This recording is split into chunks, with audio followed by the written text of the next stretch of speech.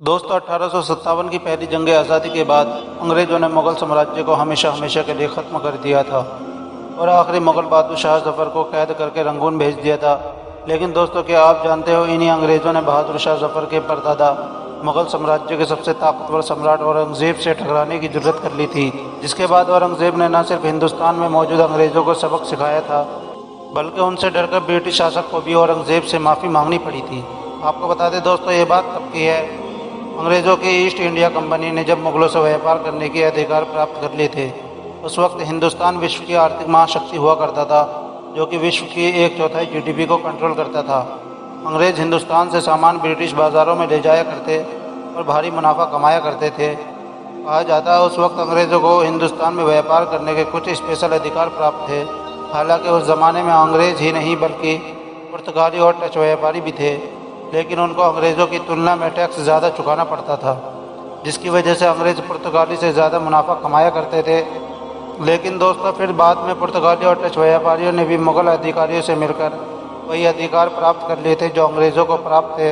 इतिहास के दस्तावेजों के मुताबिक जब यह खबर ब्रिटेन पहुंची तो ईस्ट इंडिया कंपनी का प्रमुख जोया चाइल्ड उठा और उसने हिंदुस्तान में ईस्ट इंडिया कंपनी के सभी अधिकारियों से मुग़लों के अपने कुल बजट में से भी 3.5% हिस्सा भी देने से मना कर दिया। इसके अलावा उसने ईस्ट इंडिया कंपनी के अधिकारियों से ये भी कहा वो अरब सागर और बंगाल खाड़ी से मुग़लों के जहाज़ों का रास्ता भी काट दे और जो भी मुग़ल जहाज़ उनके हत्थे चढ़ जाए उसे लूट ले। ईस्ट इंडिया कंपनी के प्रमुख जोया चाइल्ड का ये फैसला हैरान कर देने वाला था, क्योंकि वह हिंदुस्तान के सम्राट के विरुद्ध जंग छेड़ रहा था, जिसकी फ़ौज सिर्फ हिंदुस्तान ही नहीं बल्कि पूरे विश्व की सबसे ताकतवर फ़ौज मानी जाती थी। जिसके बाद ईस्ट इंडिया कंपनी की फ़ौज के साथ अगर ब्रिटिश की पूरी फ़ौज आ भी जाती तो भी मुग़ल साम्राज्य के आधी फ़ौज के बराबर भी मुकाबला न कर पाती। दोस्तों, जोया चाइल्ड यही नहीं रुका, बल्कि उसने ब्रिटेन से सन 1686 में 2 सैनिकों की टुकड़ी भी अंग्रेज़ों की मदद के लिए ब्रिटेन से भारत भिजवा दी थी। दोस्तों, जोया चाइल्ड की ये बेवकूफ़ी कहें या फिर बचकाना हरकत कहें, जोया चाइल्ड ये नहीं जानता था कि ये मुग़ल साम्राज्य के औरंगज़ेब आलमगीर की फ़ौज है, जिसकी तादाद उस वक्त 12 लाख के पार बताई जाती है। ये जंग हुई और मुग़लों की एक छोटी सी टुकड़ी, जिसके कमांडर सीदी याकूब ने मात्र आधे घंटे के अंदर ही अंग्रेज़ों की दोनों टुकड़ी को ढेर कर दिया था। इसके अलावा जो बच गए थे उन्हें औरंगज़ेब के दरबार में पेश कर दिया गया था। अलेक्जेंडर हैमिल्टन, जो कि ब्रिटिश इतिहासकार हैं, अपनी किताब में लिखते हैं कि सभी के हाथ बंधे हुए थे। मुग़ल बादशाह औरंगज़ेब आलमगीर ने जब उन्हें देखा तो फ़ौरन फर्श पर लेट जाने का हुक्म दिया। दरबार में मौजूद सभी अंग्रेज़ों के रंग उड़े हुए थे और वह मुग़ल बादशाह औरंगज़ेब आलमगीर से अपनी जान की भीख मांग रहे थे।